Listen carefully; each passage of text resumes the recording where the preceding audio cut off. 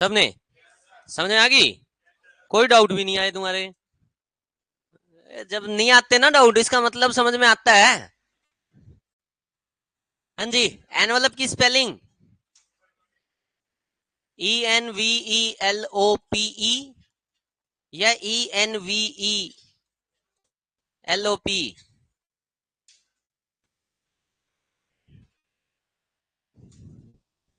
जो लिखी है वो सही है,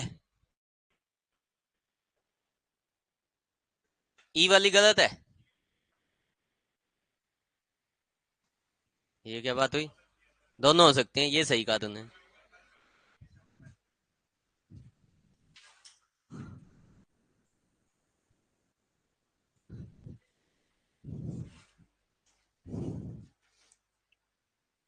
एनवलप में अगर पीछे ई लगाए तो वो वर्ब है, और पीछे ई नहीं लगाए तो वो नाउन है।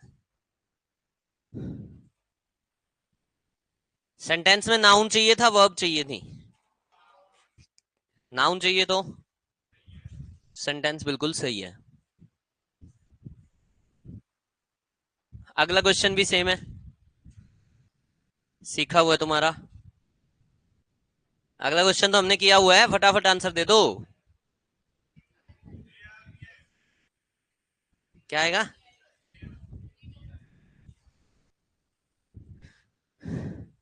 BREATHE और BREATH, ये होता है ब्रीद और ये होता है breath. Breath is a noun and breathe is a verb.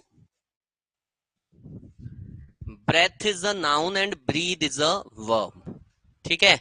It is the readers who आ गया, हु के बाद हु कंजंक्शन का काम कर रही है, दूसरी वर्ब चाहिए थी, तो वर्ब चाहिए तो हमें ब्रेथ की जगह ब्रीथ करना पड़ेगा।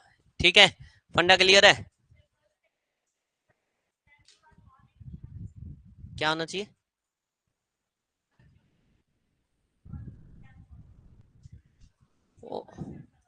पुट ऑन, ऑन का मतलब क्या है?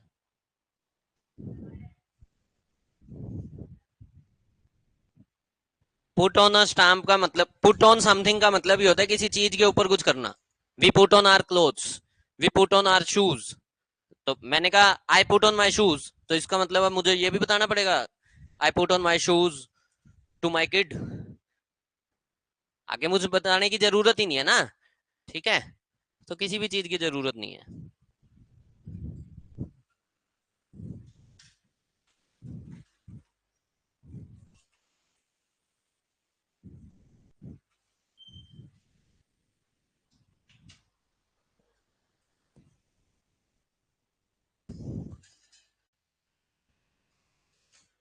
It takes lots of practice to command a language. क्या आएगा? क्यों? नाउन क्यों चाहिए वर्ब के बाद, प्रेपोजिशन के बाद? क्यों, टू के बाद V1 भी तो आता है।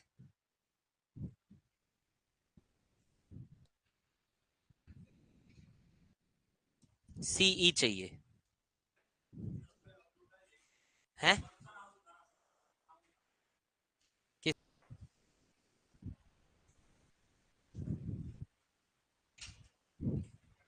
सही कह रहा है भाई।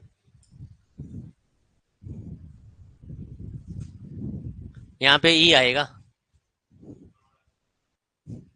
ऊपर वाला, ऊपर वाला तब गलत नहीं होता जब मैं लिखता हूं। शीट आएगी तब तो प्रिंटिंग मिस्टेक क्यों है? फिर तो यहाँ तो हर शीट पे पहला क्वेश्चन गलत मिलेगा अब तुम्हें। वो तो ऊपर वाला तब तक है जब मेरे साथ है, तुम लोगों के साथ ऊपर वाला थोड़ी है। ई वाला नाउन है और ये वर्ब है। नींद आ रही है आज अपने को। ई वाला नाउन है और बिना ई वाला वर्ब है।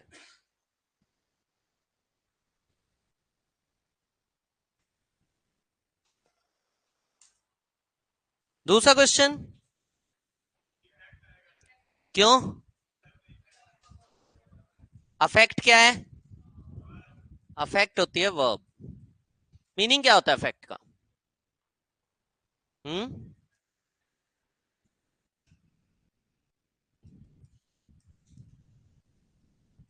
फिर है इफेक्ट, ये होता है नाउन, मीनिंग सेम है। Impact is a noun as well as a verb,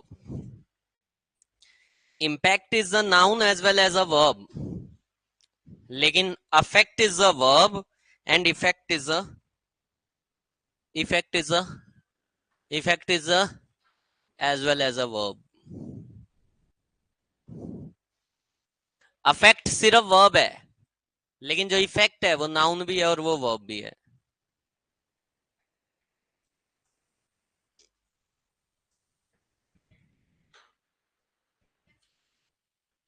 difference है, अभी करते हैं, यहां इफेक्ट आएगा। ठीक है, अफेक्ट की सेंस नेगेटिव होना कोई जरूरी नहीं है भाई। अफेक्ट का सिंपल मतलब है इम्पैक्ट, इन्फ्लुएंस। अब इन्फ्लुएंस पॉजिटिव भी हो सकता है और नेगेटिव भी, दोनों का मतलब इन्फ्लुएंस है। यूजुअली यूज करते हैं लोग कि इट इफेक्ट, अगर ये मतलब नेगेटिव सेंस होती तो लोग बोलते हैं इट अफेक्टेड मी बैडली। तो अगर नेगेटिव सेंस है तो बैडली तो यूज होना ही नहीं चाहिए। ठीक है, तो नेगेटिव सेंस नहीं है, न्यूट्रल वर्ड है, इम्पैक्ट है इसका मीनिंग। ठीक है, ये वर्ब भी है। ठीक है, जब वर्ब है तो इसका मीनिंग कुछ हो रहा है। एनीवन? जब ये वर्ब है तो इसका मतलब है to cause.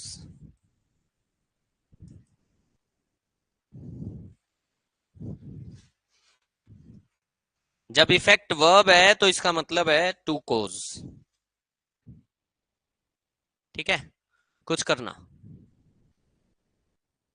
Affect is a verb, effect is a verb as well as a, जब इंपैक्ट की बात आ रही है तो ई वाला नाउन है, ए वाला वर्ब है।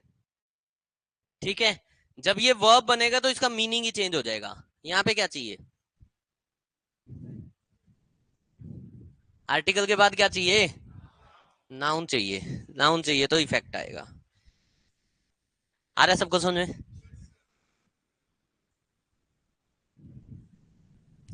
Disability can effect your life in various ways. क्यों? हाँ जी, क्यों? कोज भी तो हो सकता है, कोज मीनिंग नहीं आ सकता यहाँ पे? चेक करो, disability can cause your life. Life पे इंपैक्ट डालेगी या लाइफ को कोज ही कर देगी? तो अपने को यहाँ पे क्या चाहिए? Affect. Disability can affect your life in various ways.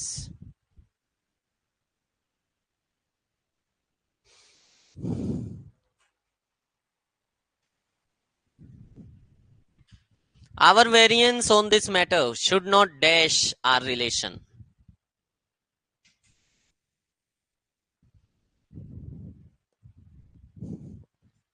सबसे पहले तो ये सीन देखना होता है जब भी अफेक्ट और इफेक्ट को देख रहे हो कि भाई कोज मीनिंग चाहिए या इंपैक्ट चाहिए, सेंटेंस में क्या मीनिंग चाहिए?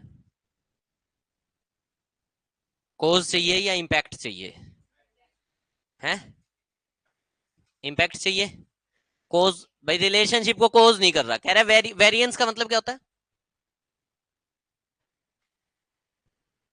वेरिएंस का मतलब है डिफरेंस इन ओपिनियंस यहाँ पे।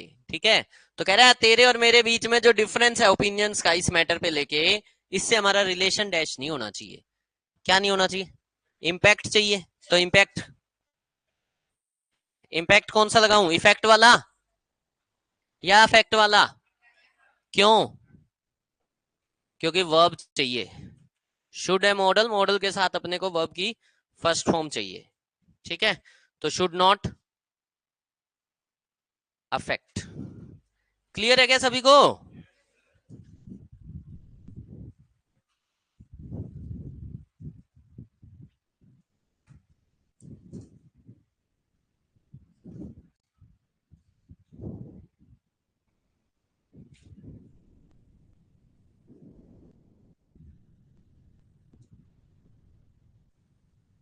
हाँ जी,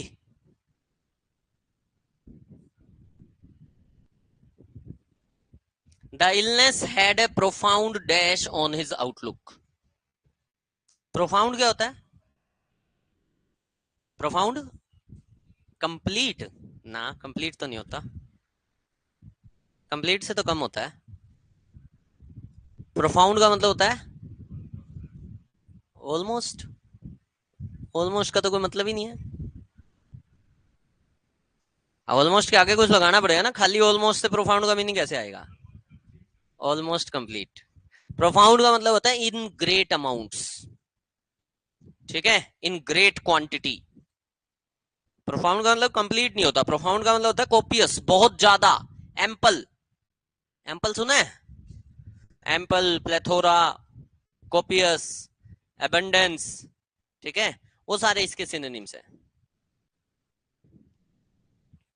इन ग्रेट अमाउंट या इन ग्रेट क्वांटिटी। हाँ जी, the illness had a profound dash. Noun चाहिए वर्ब चाहिए? नाउन चाहिए, तो ये वाले को तो वैसे ही काटा मार दो। आ रहा है सबको समझ में? बच्चों वाले क्वेश्चन है ये, ऑलरेडी कर रखे हैं हमने। करे हैं क्या पहले कभी ये क्वेश्चंस? सबने कर रखे हैं ये सारी बातें। अपन ने टेंसेस में एक बार डिस्कस की थी, जब मैंने वहां पे ब्रेथ और ब्रीथ डिस्कस किया था। अफेक्ट इफेक्ट तो वहां भी डिस्कस हुआ था। They would listen to him and dash an amused interest, dash an amused interest.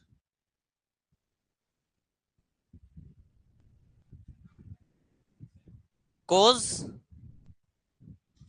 या इम्पैक्ट?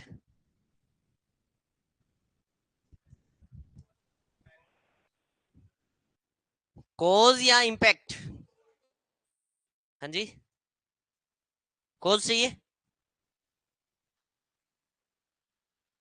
वर्ब तो दोनों है। पहले तो ये देखना है भाई, कोज वाला मीनिंग चाहिए या इम्पैक्ट वाला मीनिंग चाहिए। वर्ब तो दोनों है। जब नाउन चाहिए ना, तो हर हाल में ई वाला आएगा। जब वर्ब चाहिए तो दोनों आ सकते हैं। मीनिंग देखना पड़ेगा कि इम्पैक्ट वाला चाहिए या कोज वाला चाहिए।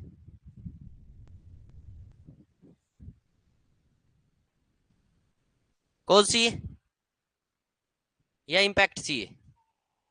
चलो मैं तुम्हें उसको भूल जाओ एक बारी, मैंने आपको ये ऑप्शन दे दिया, एक ऑप्शन है इम्पैक्ट, एक ऑप्शन है कोज। इन दोनों में से क्या भरोगे?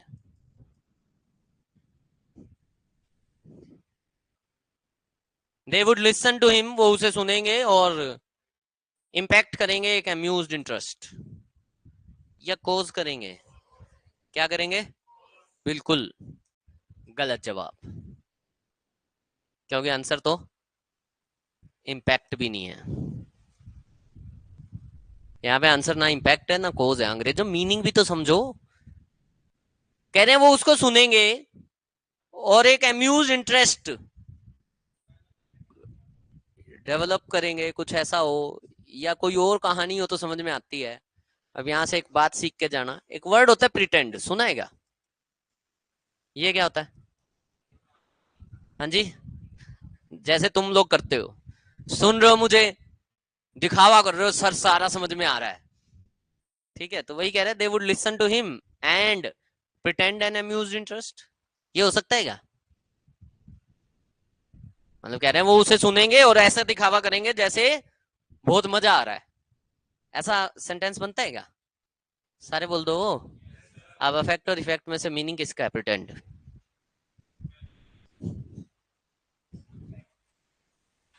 आप लोगों ने कभी एक वर्ड सुना है,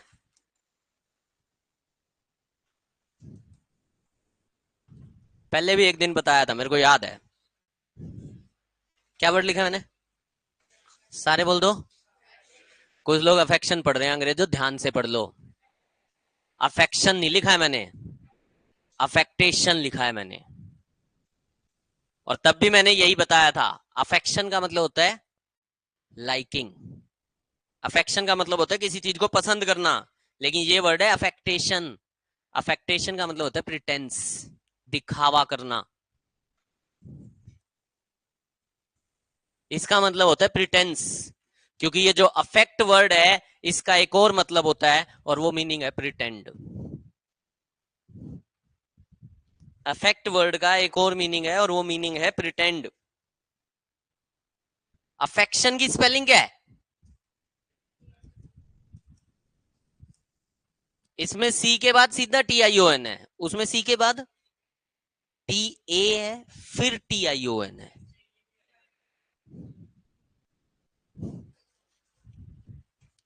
ठीक है, अफेक्शन और अफेक्टेशन, अफेक्शन और अफेक्टेशन, ठीक है, they would listen to him and affect and amused interest. Answer बनेगा हमारा अफेक्ट। आ गया सबको समझ में? अब अपने पास कितने मीनिंग आगे, कितने मीनिंग आगे? अफेक्ट का एक मीनिंग है इंपैक्ट, दूसरा मीनिंग है प्रिटेंड, काम हमेशा वर्ब का करेगा। इफेक्ट का एक मतलब है इंपैक्ट, जब इंपैक्ट है तो काम किसका करेगा? नाउन का, और जब कोज है तो काम किसका करेगा? वर्ब का।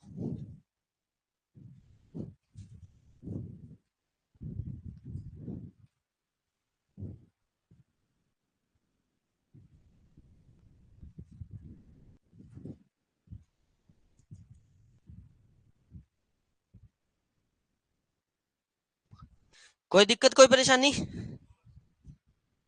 जब अफेक्ट इंपैक्ट है तो भी वर्ब है, अफेक्ट ए वाला वर्ब भी है, ई वाला नाउन भी है और वर्ब भी है। कोई दिक्कत, कोई परेशानी? क्लियर हो गया सभी को? ठीक है, एक क्वेश्चन और है, फिर देख लो वो।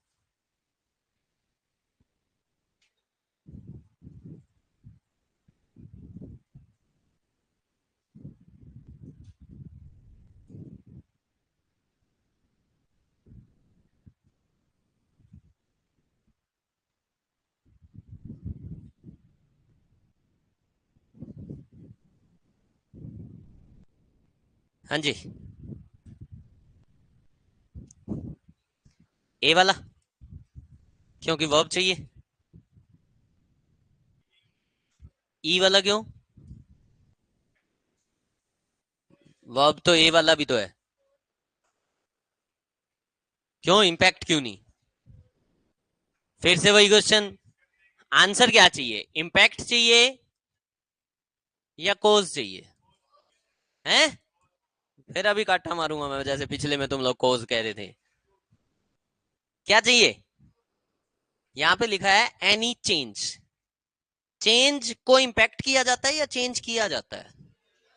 चेंज को आप इंपैक्ट नहीं करते, चेंज तो खुद ही इंपैक्ट होकर चेंज हो रहा है। चेंज को आप करोगे कोज, और क्योंकि कोज चाहिए तो अपने को क्या चाहिए? इफेक्ट। अब तुम लोगों को एक बात बताऊं, एक्चुअल में ये जो इफेक्ट वर्ड है ना, इफेक्ट ये वाला, एज अ वर्ब अक्सर यूज ही ऐसे होता है, effect any change, effect changes. Exam में आज तक जब भी ये क्वेश्चन पूछा गया है ना, इस इफेक्ट के बाद चेंज वर्ड लिखा हुआ ही आया है, इसका यूसेज ही मैक्सिमम यही है, effect any change, effect changes. Effect के साथ अक्सर आपको चेंज वर्ड मिलेगा जब as a verb effect use होगा।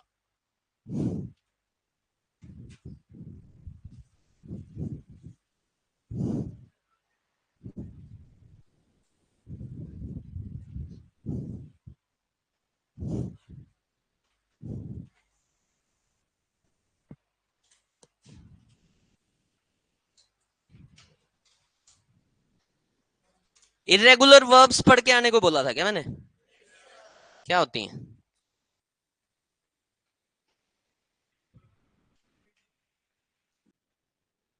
और कोई डिफरेंस?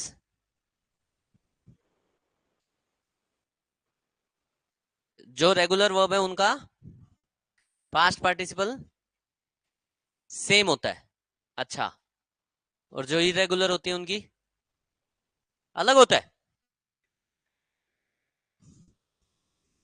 पास्ट पार्टिसिपल अलग हो भी सकता है और नहीं भी हो सकता, अलग का एग्जांपल? तो अलग का, अलग का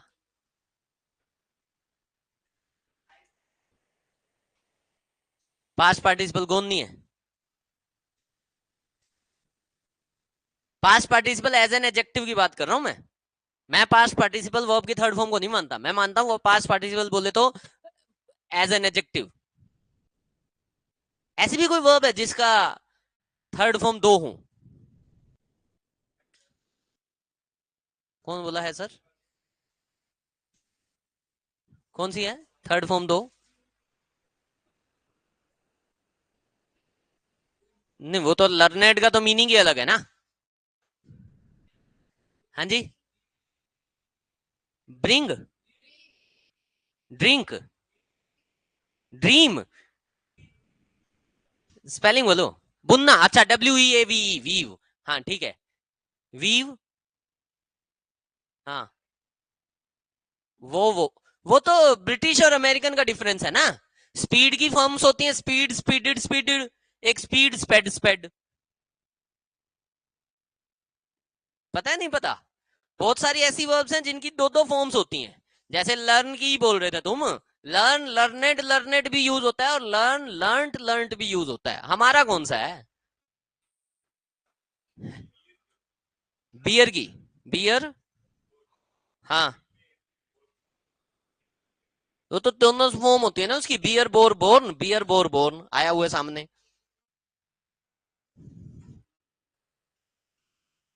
मेरा क्वेश्चन समझो, मेरा क्वेश्चन क्या है? एग्जाम्पल देता हूं मैं तुम्हें। गेट, गॉट, गॉट होता है। राजेश बताऊं क्या है? गेट, गॉट, गोट होता है। और गॉट के साथ थर्ड फॉर्म गोटन भी यूज होती है। फॉरगेट, फॉरगॉट, फॉरगोटन भी यूज होता है। जबकि एक्चुअल वर्ब की थर्ड फॉर्म जो है ना, वो फॉरगॉट यूज होती है। मेरा क्वेश्चन अब ये है, ऐसी और कौन सी वर्ब्स हैं जिनका पास्ट पार्टिसिपल अलग यूज होता है?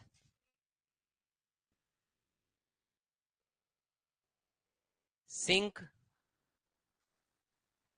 आज का होमवर्क। ऐसी कौन कौन सी वर्ब हैं जिनकी थर्ड फॉर्म दो हैं? एक एज अ वर्ब यूज होती है, और एक एज एन एडजेक्टिव यूज होती है। ऐसी कौन कौन सी वर्ब्स हैं जिनकी थर्ड फॉर्म दो हैं? जैसे अभी उसने बताया, बिल्कुल सही जवाब है ये। सिंक की दो फॉर्म्स हैं, सिंक, सैंक, संक, और संकन। दो थर्ड फॉर्म है। अब इन दोनों थर्ड फॉर्म का क्या काम है? ये तो थर्ड फॉर्म यानी वर्ब यूज होती है, और ये third form as an adjective use होती है। जब भी एडजेक्टिव चाहिए होगा ना, तो वहां पे संकन आएगा, वहां पे संक नहीं आ सकता। Drink, drank, drunk. ड्रंकन भी होता है क्या? ड्रिंक भी इसी कैटेगरी की फॉर्म है। ड्रंकन एज एन, पता नहीं। होमवर्क है, ढूंढ लाना, बहुत सारी मिलेंगी। क्वेश्चन समझ गए ना मेरा? आप क्या है, क्या क्वेश्चन है? ऐसी वर्ब जिसकी दो V3 हैं, एक तो एज अ वर्ब यूज होती है, और एक एज एन एडजेक्टिव। वैसे तो क्या होता है, हमने ये बात पढ़ी है कि भाई वर्ब की third form as an adjective use होती है। पढ़ी है क्या नहीं पढ़ी? विदाउट हेल्पिंग वर्ब जब थर्ड फॉर्म आती है तो वो एडजेक्टिव यूज होती है। अब वर्ब में कुछ वर्ब्स ऐसी हैं जिनकी थर्ड फॉर्म एक ना होके दो हैं, और वो दो इसलिए बनाई गई, एक को एडजेक्टिव बनाने के लिए और एक को वर्ब बनाने के लिए। ठीक है, चलो, अब ये दो क्वेश्चन।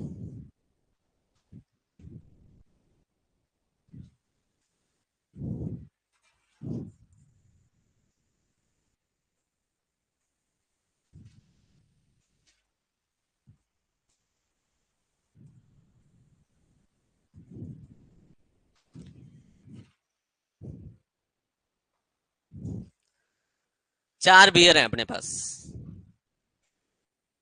ठीक है,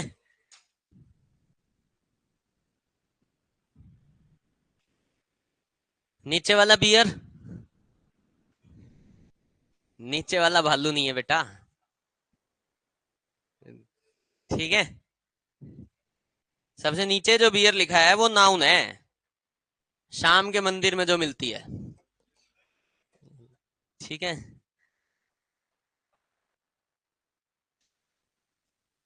कम बोलते हैं। फिर एक और बियर है जो भी नाउन है। ये जब नाउन है तो एनिमल है एक, भालू।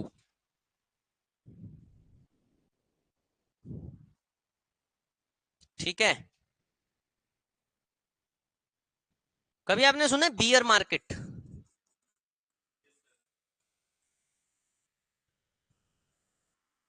या कई बार बियर मार्केट की जगह बियरिश मार्केट भी बोल देते हैं। क्या होती है ये?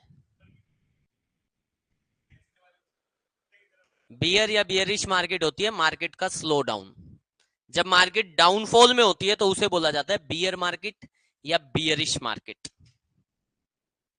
बियर मार्केट या बियरिश मार्केट मतलब होता है स्लो डाउन। बियर या बियरिश मार्केट का मतलब होता है स्लो डाउन। ठीक है। और ऊपर जा रही हो तो बुल या बुलिश मार्केट।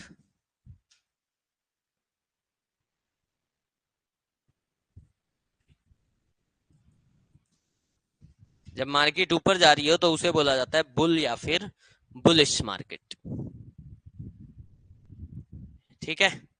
तो बियरिश मार्केट है मार्केट का स्लो डाउन, और बुल या बुलिश का है मतलब है, हाँ जी, मार्केट गोइंग अपवर्ड्स। ठीक है।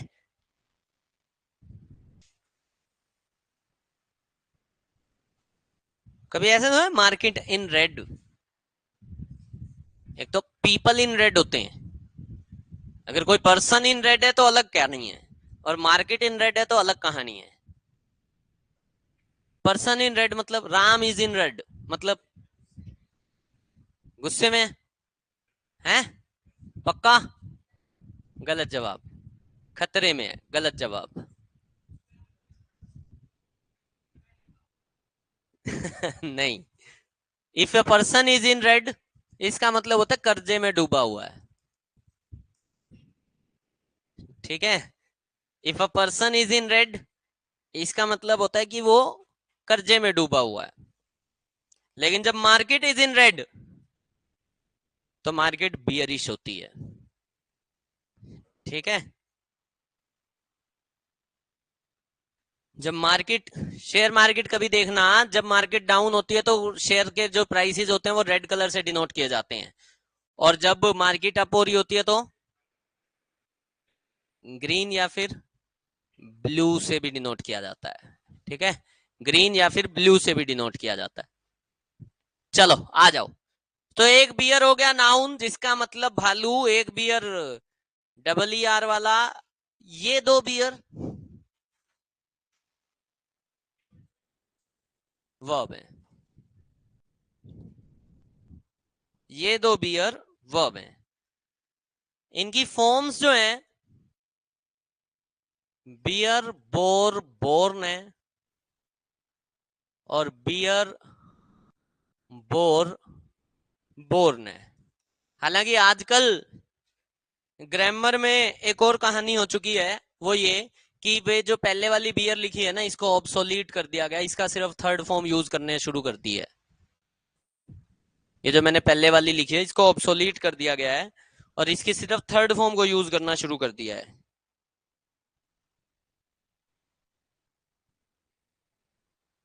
ठीक है क्या ये बियर बोर बोन पहले वाला? हाँ जी। पहले वाला का मतलब है टू गिव बर्थ।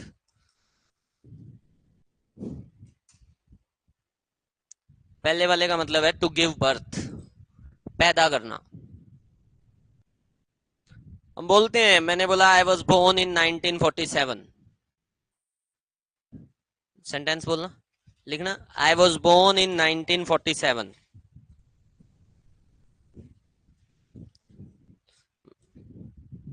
मैंने मेरा ईयर बताया, तुम तुम्हारा भी लिख सकते हो। अब मैंने बोल दिया आई वॉज बोर्न इन 1947। ठीक है। तो इसमें जो B O R N born है ये वर्ब है या एडजेक्टिव है? वर्ब है या एडजेक्टिव है? वर्ब है। वर्ब कैसे है? इसको दोनों तरीके से प्रूव किया जा सकता है। बी ओ आर एन यहाँ पे बोर्न एज एन एडजेक्टिव भी प्रूव किया जा सकता है, और B O R N as a verb भी प्रूव किया जा सकता है। अगर मैं इसको वर्ब प्रूव करूंगा तो मैं कहूंगा ये पैसिव वॉइस है, और इसका एक्टिव वॉइस क्या बनेगा? आई वॉज बोर्न इन 1947, या तुमने जो भी लिखा, इसका एक्टिव वॉइस क्या बनेगा? आई बोर्न इन 1947 अंग्रेजों, इसका मतलब हो गया मैंने पैदा किया 1947 में। वो तो कह रहा मैं पैदा हुआ।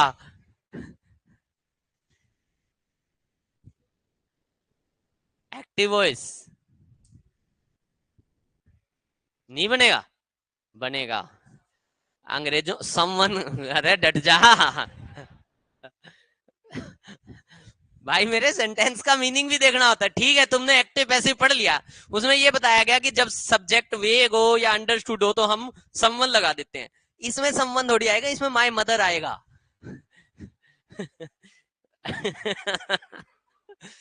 इसका एक्टिव वॉइस बनेगा माय मदर बोर मी इन 1947। समझ में आ रही है मेरी बात? भाई इसमें पैसिव वॉइस में हमने सब्जेक्ट पता क्यों नहीं लिखा? क्योंकि वो अंडरस्टूड है। भाई हर इंसान अपनी मां से ही पैदा हुआ है, ठीक है? नहीं वो सम्मन है, लेकिन इस केस में हम सम्मन हम तब यूज करते हैं जब सब्जेक्ट अननोन हो। समझ आ रही है मेरी बात? तो सब्जेक्ट यहाँ पे वेग नहीं था, सब्जेक्ट यहाँ पे क्लियर कट था। सब्जेक्ट को दो केसेस में नहीं लिखा जाता, जब या तो क्लियर कट हो या वेग हो। यहाँ पे क्लियर कट है। वॉज बोर्न जो है, वॉज के साथ थर्ड फॉर्म है, पास्ट इंडेफिनिट पैसिव वॉइस है, तो पास्ट इंडेफिनिट में V2 चाहिए। तो माय मदर बोर मी इन 1947। फंडा क्लियर हो गया सभी को? ठीक है, चलो दूसरे वाले बियर का मतलब क्या है, ये वाले का? इसका मतलब है टू टॉलरेट।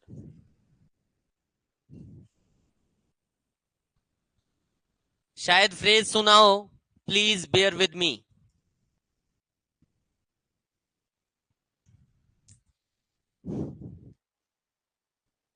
शायद एक फ्रेज सुना हो कभी, प्लीज बेयर विद मी। क्या मतलब होता है इसका, प्लीज बेयर विद मी? मेरे साथ कोऑपरेट करो। टॉलरेट करो नहीं, मेरे साथ टॉलरेट करो नहीं, मेरे साथ कोऑपरेट करो। ठीक है, bear with me, bear with someone. अक्सर स्टेज पे जब बड़े लोग आते हैं ना, वो स्पीच देने से पहले एक बात बोलते हैं, मैं आप लोगों का ज्यादा टाइम नहीं लूंगा, 2-3 मिनट ही लूंगा। वो पता लगता है 1 घंटा बोले ही चले जा रहा है, लेकिन बोलेगा जरूर 2-3 मिनट लूंगा। और फिर वहां पे उसके साथ वो बोलते हैं अक्सर, प्लीज बियर विद मी। तो प्लीज बियर विद मी मतलब प्लीज कोऑपरेट विद मी। ठीक है, पहला हो गया बियर टू गिव बर्थ, दूसरा बियर है to tolerate. Both his parents were, ये आएगा ना? उनके दोनों दोनों पेरेंट्स को ऑस्ट्रेलिया में टॉलरेट किया गया था।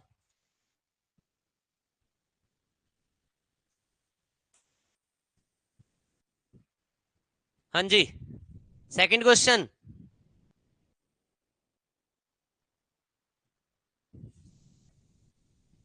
सम of these trees have never borne any fruit. Borne की जगह BORN नहीं कर दूं? क्यों? क्या कह रहे हैं, इन ट्रीज ने कभी भी कोई फ्रूट पैदा नहीं किया है? तो पैदा करना, तो पैदा करना BO BO BONE भी होता है। इसका भी मतलब होता है टू ब्रिंग इनटू एग्जिस्टेंस। मैंने अभी आपको थोड़ी देर पहले एक बात बोली थी, बस वो पूरी नहीं की थी। मैंने बोला था कि पहले वाला जो वर्ड है ना वो ऑब्सोलीट होता जा रहा है। इंसान पैदा होगा तो BORN है, और इंसान के अलावा कोई भी चीज पैदा हो रही है तो वो BORNE है। BORNE का भी एक मतलब होता है to bring into existence, to come into existence. पैदा होना या पैदा करना, दोनों मीनिंग है इसके।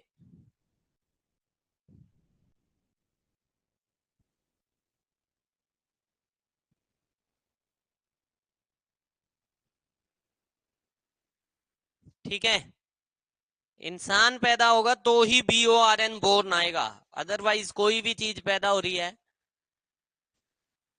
वो सारी की सारी चीजें BORN बोर्न से लिखी जाएंगी।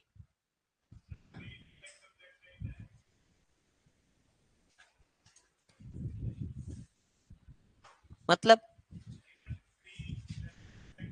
यहाँ पे वो तो सेंटेंस पे डिपेंडेंट है ना यार। I bought a tree, I bought a tree, अब डायरेक्ट ऑब्जेक्ट है, वो डिपेंड करेगा ना, पर्सन आ गया उसके साथ तो डायरेक्ट रहेगा। तब भी पर्सन नहीं आया, कोई चीज आ गई, I brought water for this tree, अब इनडायरेक्ट बन जाएगा। किसी भी एक पर्टिकुलर चीज को आप डायरेक्ट या इनडायरेक्ट तब तक नहीं कह सकते जब तक उसका सेंटेंस में यूसेज नहीं है। दोनों हो सकते हैं। BORNE।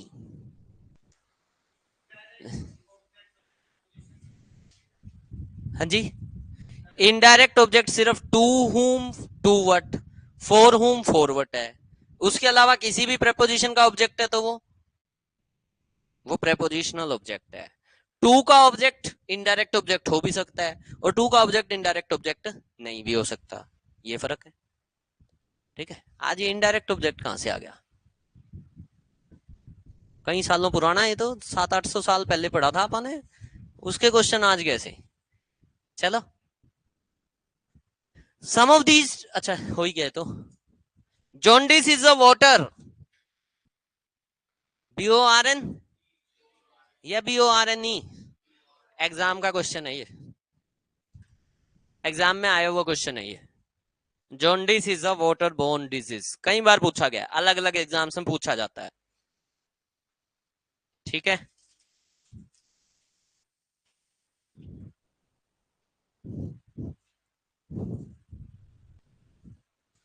बढ़ जाऊं आगे।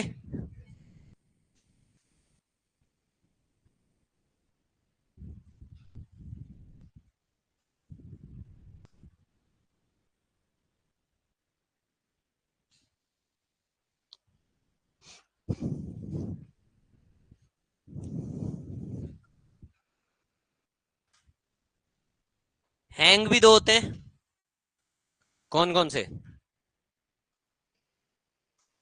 हैंग, हंग, हंग, अच्छा, दूसरा?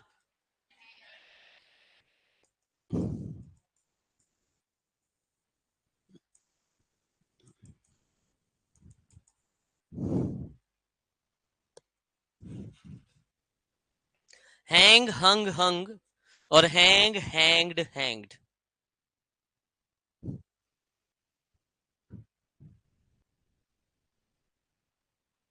क्या डिफरेंस है? दोनों का मतलब है लटकाना, दोनों का मतलब है टांगना।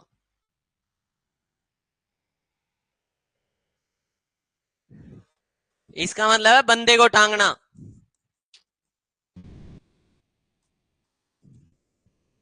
To execute. Hang, hanged, hanged का मतलब होता है टू एग्जीक्यूट। एग्जीक्यूट का मतलब क्या होता है? फांसी चढ़ा देना। एग्जीक्यूट का मतलब होता है फांसी चढ़ा देना। जज जब सजा सुनाते हैं तो कहते हैं to be hanged till death, to be hanged till death. To be hung नहीं बोलते वो, हमेशा टू बी हैंग्ड बोलते हैं। और दूसरा हैंग, हंग, हंग, उसका मतलब, उसका मतलब किसी भी चीज को टांग देना। ठीक है। ये पंखे ऊपर टांगे हुए हैं, AC टांगा हुआ है, टीवी टांगा हुआ है, मतलब किसी भी चीज को कहीं पे भी लगाना, माउंट करना, उस सेंस में यूज होता है हैंग। पहला sentence, the criminals will be hung या हैंग्ड, और ये क्या लिखा गया? लोज। फांसी का फंदा नहीं, तख्ता। फांसी का जो तख्ता होता है उसका नाम होता है गैलोज। ठीक है। तो हंग नहीं आएगा, हैंग्ड आएगा। और यहां पे दीवार पे पेंटिंग टांगी गई है,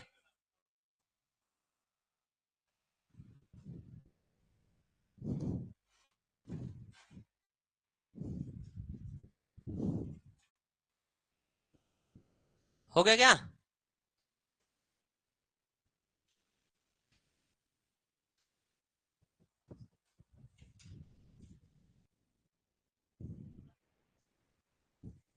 लिख ही दिया, इंसान को टांगना। फांसी देना होता है इसका मतलब।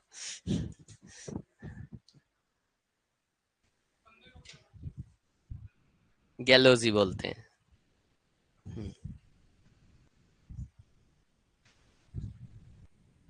वैसे फंदे लगाम की सेंस में रेन भी यूज होता है, REIN, रेन। ब्रिडल यूज होता है। कर लिए।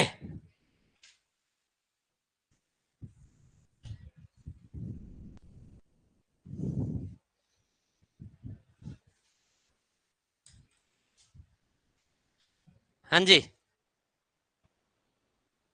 हंग आएगा। अरे अंग्रेजों, अभी तुमने कहा है बंदे को टांगना मतलब है।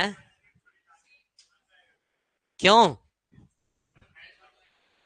क्योंकि हैंग्ड का मतलब तो फांसी देना होता है। ठीक है। तो उसने अपना सिर झुका रखा है शर्म से। हंग इन शेम का मतलब होता है सिर लटका लेना शर्म से, तो उसने शर्म से अपना सिर लटका रखा है, ना कि अपने आप को फांसी चढ़ा दी है। ठीक है। डन है। बढ़ जाऊं आगे। ये तो कर लिए थे तुमने, धक्के डल गए क्वेश्चन।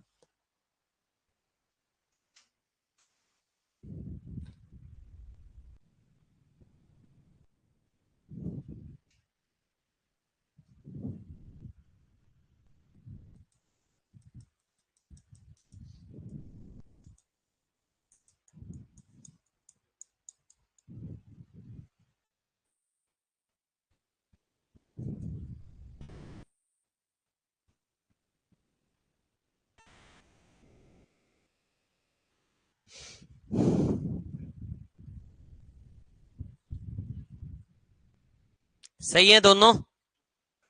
क्या दिक्कत है? पहले गलत है। क्या गलती है? फेल क्यों आएगा? Fall, fail, fallen.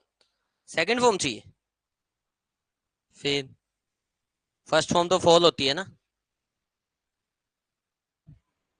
First form तो फॉल होती है, पता होगा सबको। कल परसों सीखा ही है ये तो, फॉल, फेल, फॉलन।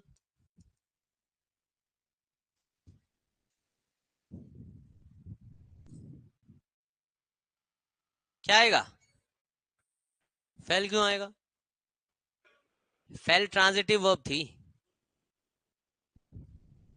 फेल जो थी ट्रांजिटिव। फॉल कैसी वर्ब थी? नोटबुक्स खोल लिया करो घर जाके।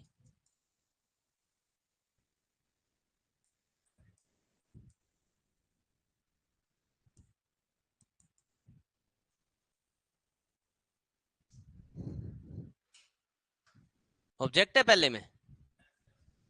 कौन बोला है सर?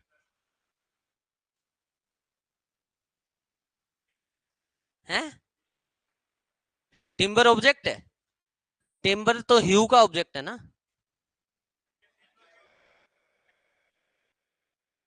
तीनों वर्ब है। मतलब क्या है इस सेंटेंस का? हाँ, ह्यू मतलब।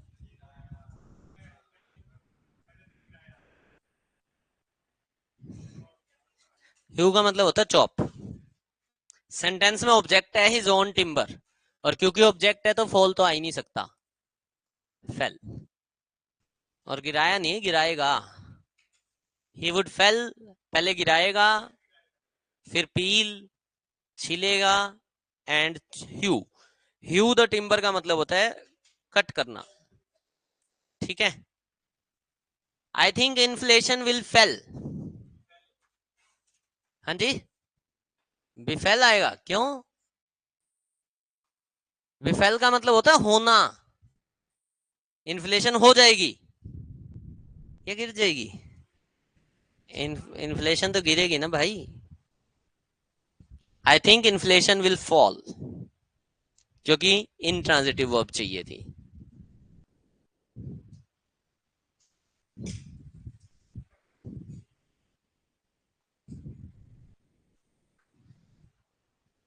एग्जाम में आया था SSC CGL में यही क्वेश्चन।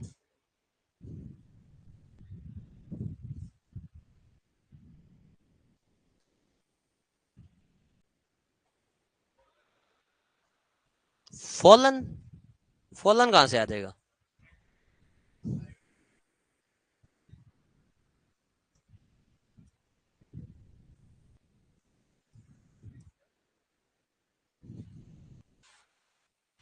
ठीक है,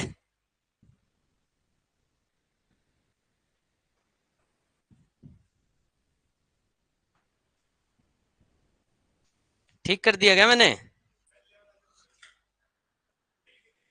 पहले बताओ सही कैसे है? सही कैसे था? हैं? क्या किया उसने? मतलब, मतलब क्या इस सेंटेंस का? तो फिर स्टेयर से गिरा होगा तो खुद किया होगा, जानबूझ के गिरा है। अच्छा, हेड फर्स्ट डाउन क्या होता है? सिर के बल। और ये क्या होता है, स्टेयर वेल? सीढ़ियों में से गिरे तो सीधा स्टेयर आता ना, स्टेयर वेल क्यों लिखा है? सीढ़ियों के नीचे से गिरा है। स्टेयर वेल, स्टेयर वेल होता है जो सीढ़ियां, जैसे सीढ़ियां होती हैं जिनमें आपको ऊपर और नीचे दोनों सीढ़ियां दिखाई दे रही हैं, उनके बीच की जो जगह होती है उसको बोला जाता है स्टेयर वेल। स्टेयर से नहीं गिरा है वो, स्टेयर से स्टेयर वेल में गिरा है वो। समझे मेरी बात को? स्टेयर वेल क्या होता है?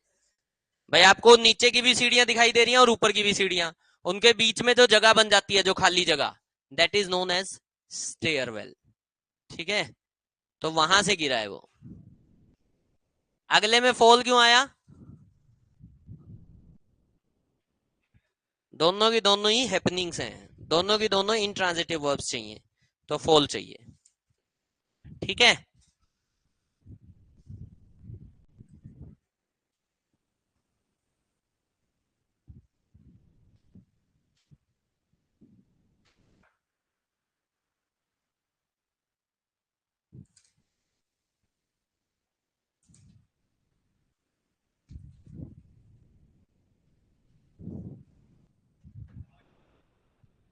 क्यों?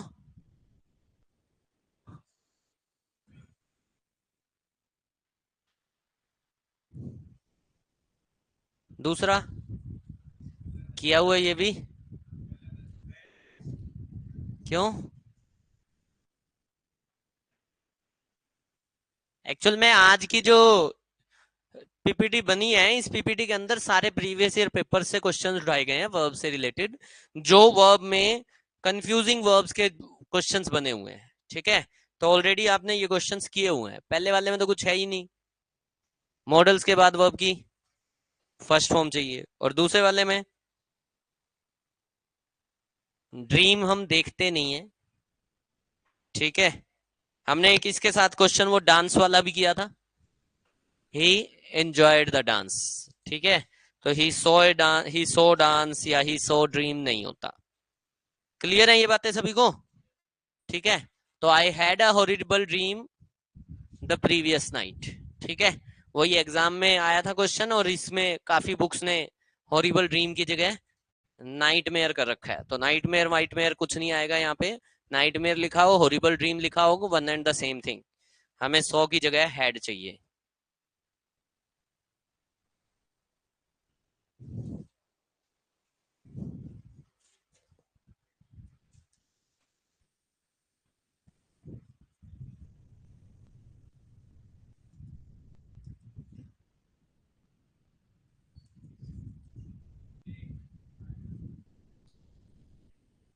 क्यों?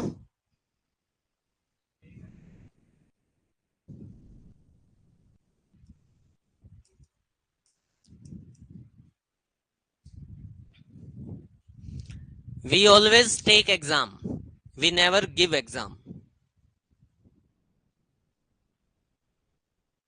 क्यों?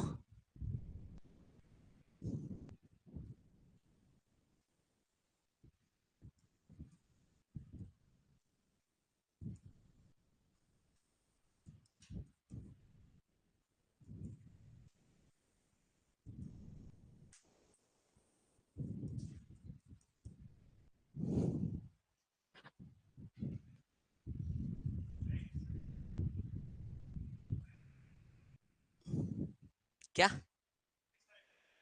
बैंक्स तो सही है। 2 किनारे होंगे, 4 होंगे, क्या दिक्कत है?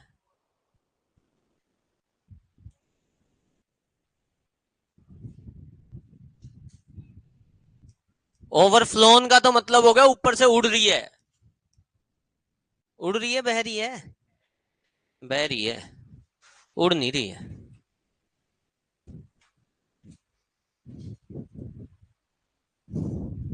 ठीक है, डन है क्या?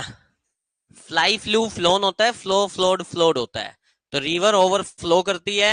और we always take exams, we never give exams. ठीक है।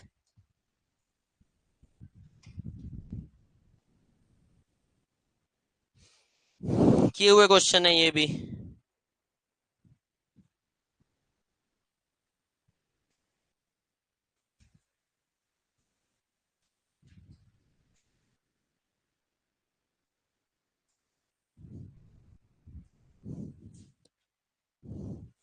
पीपीटी से क्वेश्चन ज्यादा हो जाते हैं, है ना?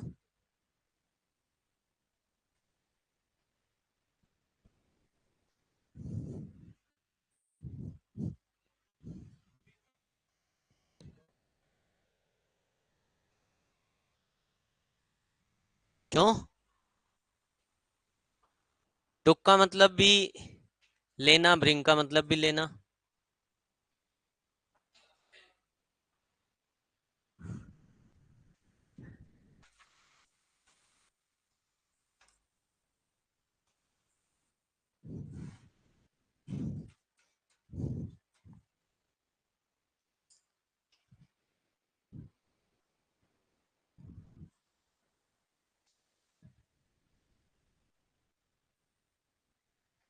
ठीक है।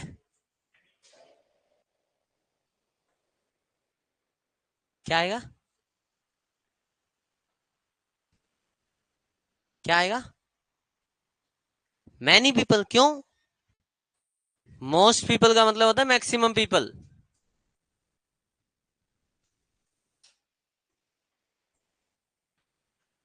किया हुआ क्वेश्चन है, अंग्रेज उठ के आ गए।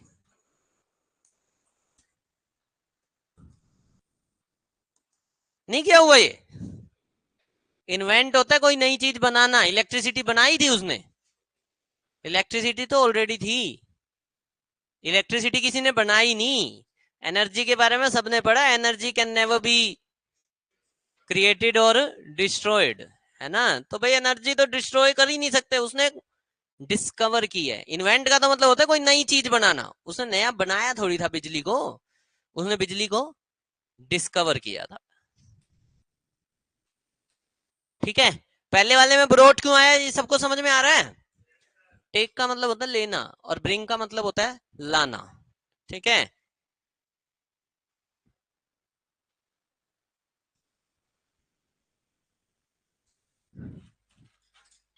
दिक्कत कोई परेशानी?